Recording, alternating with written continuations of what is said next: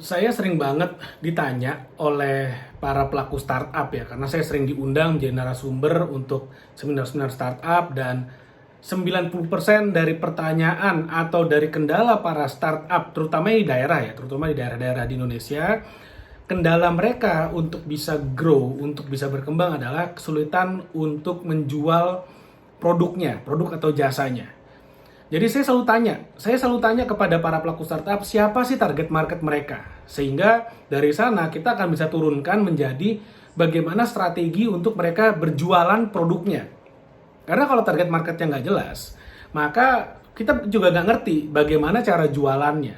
Kita nggak ngerti bagaimana membuat message-message atau pesan-pesan penjualan, bagaimana cara membuat story pemasarannya, itu nggak akan bisa kita rumuskan. Kebanyakan para pelaku startup mereka akan stuck di produk yang ingin mereka bangun dan mereka membuat sebuah produk bukan karena adanya kebutuhan melainkan karena mereka sendiri yang butuh. Dan mereka pikir ini juga akan menjadi kebutuhan dari para konsumen yang ada di luar sana. Saya kasih contoh. Misalnya ada sebuah startup, bukan startup digital ya, startup usaha rintisan yang membuat produk F&B, food and beverage, yaitu adalah keripik pedas gitu. Dan ini saya ketemu banyak banget, entah saya di Bali, di Bandung, di Padang, dimanapun saya sering banget ketemu. Setiap kali ada undangan untuk saya mengisi, baik secara offline ataupun secara online, ketika saya tanya produknya apa, pasti ada yang membuat keripik pedas gitu. Nah, saya selalu tanya, pertama, bedanya apa keripik pedasmu dengan keripik pedas yang sudah ada? Kedua, siapa target marketmu? Ketika saya tanya, apa perbedaannya? Mereka selalu mengatakan punya saya lebih enak, saya ada levelnya dan segala macam. Lalu kemudian menggunakan bahan-bahan tertentu. Lalu kemudian ketika saya tanya, siapa target marketnya? Jawaban mereka selalu sama. Siapa saja, semua orang. Dengan harapan ketika jawabannya adalah semua orang, maka saya akan berpikir, oh ternyata marketnya luas sekali. Pasti ini adalah produk yang sangat menarik untuk dijual. Kenyataannya enggak. Saya kasih contoh. Produk snack taro. Produk snack taro itu siapa sih yang bisa makan? Semua orang bisa makan, betul. Tapi kalau saya tanya, siapa target market yang ingin mereka sasar? Nah, baru pada ngeh, oh iya, target marketnya taro itu adalah anak-anak, makanya maskotnya anak-anak, makanya mereka membuat yang namanya Taro Kids Adventure dan segala macamnya. Yang ditarget adalah anak-anak, meskipun pada kenyataannya orang dewasa, orang tua juga bisa makan. Saya juga bisa makan taro, saya juga suka makan snack taro, seperti itu. Tapi, kalau kita kemudian tidak bisa merumuskan siapa target market ideal yang ingin kita targetkan, maka penjualan pasti akan sangat susah sekali. Karena ketika kita berusaha menjual ke semua orang, when we are trying to sell to everybody, we are actually selling to nobody.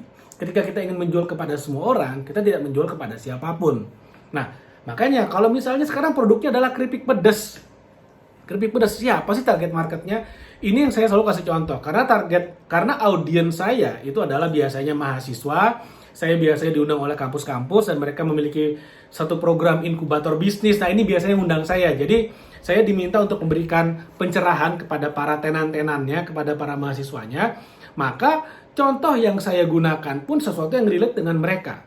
Contoh, mahasiswa ini kan biasanya banyak tugas, harus kerjain sampai malam, sampai pagi, besoknya ada ujian, begadang untuk belajar, ada kegiatan-kegiatan ekstrakurikuler di kampus, ada meeting dan segala macamnya, organisasi kemahasiswaan, banyak banget.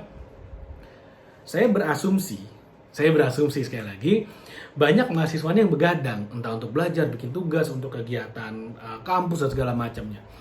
Jadi untuk begadang mereka perlu cemilan. Oke, cemilan buat bikin mereka nggak ngantuk. Nah, bisa nggak kemudian si keripik pedas ini ditargetkan terutama untuk para mahasiswa yang punya kebutuhan untuk begadang dan mereka harus melawan rasa kantuknya. Nah, tapi kan ada kopi. Kopi itu permasalahannya adalah mengandung kafein yang memiliki zat adiktif. Oke, dan membuat jantung berdebar-debar. Sedangkan kalau keripik pedas itu biasanya pedasnya pakai cabai, bahan yang sifatnya organik dan meningkatkan metabolisme. Saya nggak tahu bagaimana mekanisme sebenarnya, tapi paling tidak ini bisa menjadi sebuah story, bisa menjadi sebuah cerita bahwa keripik pedas bisa menjadi salah satu alternatif bagi mahasiswa yang perlu begadang tapi kopi aja nggak cukup, misalnya kayak gitu, atau perlu mencari alternatif lain karena alergi dengan kopi, misalnya seperti itu contohnya. Atau yang suka begadang dan suka pedes, biasanya kan kacang atom yang pedes tuh, nah sekarang ada keripik pedesnya. Bisa nggak sih sebetulnya keripik pedas ini dimakan untuk orang yang lagi jalan-jalan? Ya bisa. Bisa. Bisa nggak untuk orang lagi makan siang makan keripik ini? Ya bisa, nggak masalah. Tapi paling tidak kalau kita bisa membuat story, bisa membuat cerita, bisa menentukan bahwa target market utamanya adalah mahasiswa yang lagi mau begadang, yang lagi ngerjain tugas, lagi sistem kebut semalam, membuat ceritanya lebih enak, lebih mudah, sehingga usaha marketingnya jauh lebih targeted dan melakukan penjualannya jauh lebih mudah karena message-nya jelas, penjualannya jelas, targetnya jelas, mau ke siapa, masalah yang ingin di-solve itu apa, yang ingin diselesaikan masalahnya itu apa, jelas. Meskipun produknya adalah komoditas yang umum sekali, keripik pedes. Tapi kalau kita bisa buat story-nya itu jauh lebih mantap. Nah, kalau kamu adalah pelaku startup yang bingung nih, saya mau jualan caranya gimana, kok penjualan saya mandek, atau kamu punya bisnis tapi kemudian penjualannya gitu-gitu aja atau malah penjualannya menurun. Nah, saya sarankan kamu bisa beli buku ini, kamu bisa miliki buku ini, 69 strategi marketing dan branding untuk meningkatkan penjualanmu, karena dalamnya ini ada banyak banget jurus-jurus marketing dan branding, bagaimana cara jualan segala macamnya. Bahkan jurus yang barusan saya ceritakan dalam video ini itu dijelaskan juga di sini, dan gak cuman itu aja. Di setiap strategi yang ada di sini itu juga ada case study-nya, bagaimana perusahaan-perusahaan besar menggunakan strategi-strategi yang ada dalam buku ini untuk meningkatkan penjualan mereka, dan bagaimana kamu bisa mengaplikasikannya dalam perusahaanmu. Ini juga dijelaskan di sini. Oke, mudah-mudahan bermanfaat. Oh ya, bukunya selama masa promo, selama masa pre-launching ini hanya Rp100.000.